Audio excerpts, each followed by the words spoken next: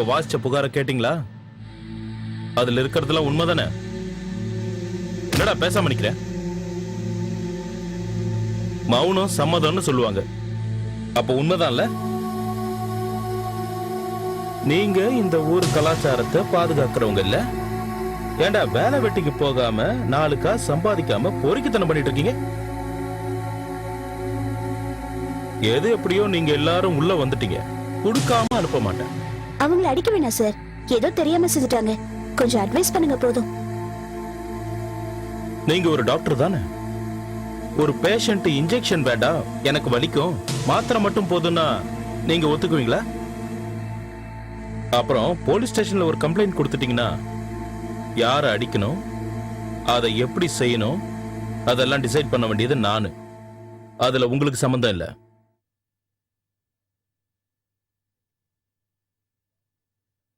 சரி சரி, டாக்டரும் சொல்லிட்டாங்க, அதனால பிரச்சனையை விட்டுருவோம். இனிமே இந்த மாதிரி கலாட்டா பண்ணிக்கிட்டு என் முன்னாடி வந்து நிக்காதீங்க. போங்க. இவங்க ஜாமீன் ஒன்றும் எங்களுக்கு வேண்டாம். அப்படி சொல்லிட்டா உங்க எல்லாருக்கும் இங்க இடம் இல்லையே. அப்படியே உங்களை இங்க தங்க வச்சுட்டாலும் நான் போயிட்டு திரும்பி வரதுக்குள்ள நீங்க இங்க செத்து தொலைக்கவோ இல்ல வேற ஏதாவது பண்ணிக்கிட்டீங்கன்னா அப்புறம் நாள்ல பதில் சொல்லணும். இப்போதைக்கு என்னால இதான் பண்ண முடியும். அப்படி போக மாட்டேன்னு பிடிவாதம் பிடிச்சீங்கன்னா இந்த ஹால்லயே கட்டி போட்டுருவேன். ஆனா யாராவது பார்த்தா அசிங்கல்ல? எப்படி வசதி? போறீங்களா இல்ல எப்படி? நாங்க போயிடுறோம். அப்ப கிளம்புங்க. ஏன்டா வேற பண்ணிக்கிறீங்க? வாங்கடாடி.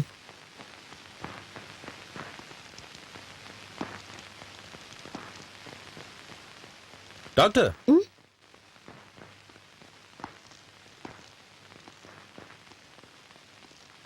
இல்ல நீங்க இவ்வளவு படிப்பெல்லாம் படிச்சிருக்கீங்களே, அந்த பசங்க ஏதோ தமாஷ் பண்ணதும் உடனே இங்க வந்துட்டீங்க கம்ப்ளைண்டோட.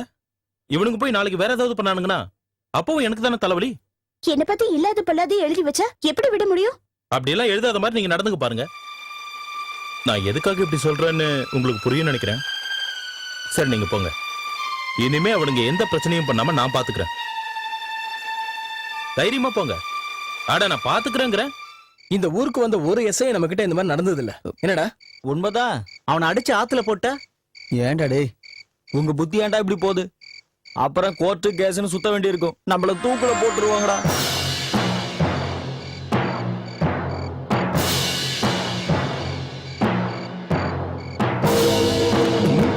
என்னையா பயந்துட்டியா?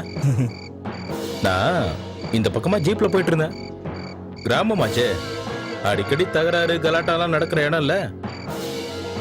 அந்த மாதிரி ஏதாவது நடக்குதான்னு அப்படியே பார்த்துக்கிட்டு வந்தேன். அப்பதான் நீங்க எல்லாம் ஏதோ பேசிக்கிட்டு இருக்கிறத பார்த்தேன். நின்னு கவனிச்சதுல நீங்க எல்லாம் ரொம்ப இன்ட்ரெஸ்டிங்கான மேட்டரை பத்தி தான் பேசிக்கிட்டு இருந்தீங்க. என்ன கொன்னுடணும் இல்ல? கொஞ்சம் கசக்கி புடியலான்னு உடம்புல சத கூட இல்லையடா. இந்த ஊருக்கு நான் வந்த உடனே முதல்ல விசாரிச்சது இந்த ஊரை கையில வச்சிருக்கிற பழனி முதலியார பத்தியும், அப்புறம் இங்க நியாயம் கேட்டுட்டு இருக்க உங்க 4 பேரோட கதையை பத்தியும். ஒரு தடவை சந்திச்சேன், இப்ப மறுபடியும் சந்திக்கிறேன். ஒன்னு சொல்றேன் கேட்டுக்கோங்க. ஏட்டிக்கு போட்டியா ஏதாவது செய்யாம இருந்தீங்கன்னா எல்லாருக்கும் நல்லது. ஊருக்குள்ள அக்கிரமங்களை தடுக்கணும்னு நினைக்கிறது நல்ல விஷயம்தான். அதுதான் உங்க நோக்கம்னா நானும் உங்க கூட இருக்கேன். அதை விட்டுட்டு ஒரே நாளைக்குள்ள ஏதாவது புரட்சி கிரட்சி பண்ணிடலான்னு நினைச்சீங்க, அதுக்கு நான் விட மாட்டேன். சரி சரி, ஏன் பேச்சு நிறுத்திட்டீங்க? Carry on.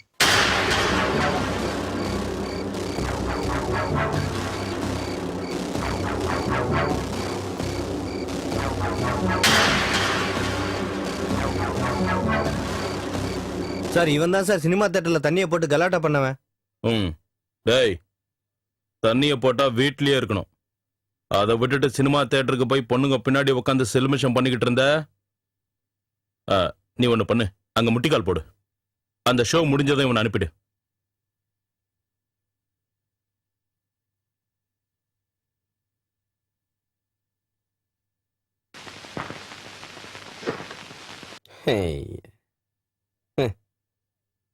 சார், உங்களை முதலாளி பங்களாவுக்கு வர சொன்னாரு.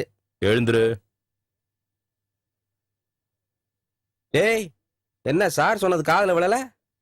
நீ என்ன சாமி கும்பிட்டுக்கிட்டு இருக்கியா? அச்சி எந்திர. அவன இல்ல, உன்னதான்.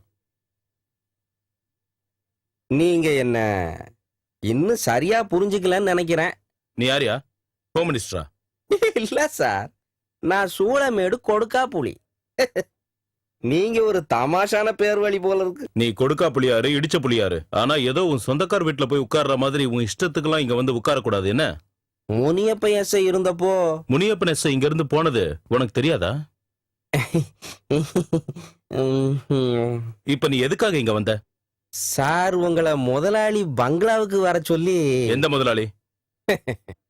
இந்த ஊர்ல ஒரே முதலாளி தான், பழனி முதலியார். என்ன பார்க்கணும்னு அவர் ரொம்ப விருப்பப்பட்டாருன்னா நான் ஒரு 5 மணி வரைக்கும் இங்கதான் இருப்பேன். ஐயோ சார், இங்க இருக்கிற பழக்க வழக்கம். புதுசா வர்ற ஒவ்வொரு எஸ்ஐயும் உங்க முதலாளிய பார்த்து சல்யூட் போட்டதுக்கு அப்புறம் தான் இங்க சார்ஜ் எடுப்பாங்க இல்ல? அந்த கெட்ட பழக்கத்தை கொஞ்சம் மாத்த சொல்லு, இல்லன்னா நான் அதை மாத்த வேண்டியிருக்குன்னு சொல்லு. அப்போ நான் அவன் இடத்துக்கு போய் அவனை பார்க்கணும் இல்ல? அப்படித்தான் சொல்றான். ஆ, அவன் போலீஸ்காரன்னு காட்டினா நான் பணக்காரன்னு காட்டுவேன்.